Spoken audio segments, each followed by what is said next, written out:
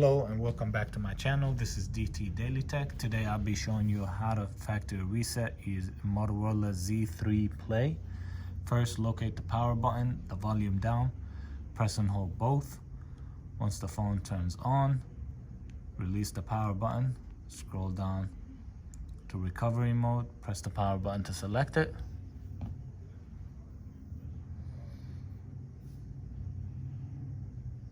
Once this screen comes up, press the the volume up in the power. If that doesn't work, press the volume down in the power, or just press all three. Once the screen comes up, scroll down to wipe data factory reset, press the power button to select it, scroll down, press yes. Erase all personal content.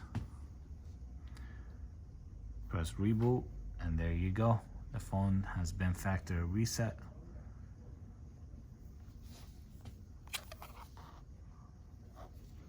Again, this is the Motorola Z3 Play, model number XT19293.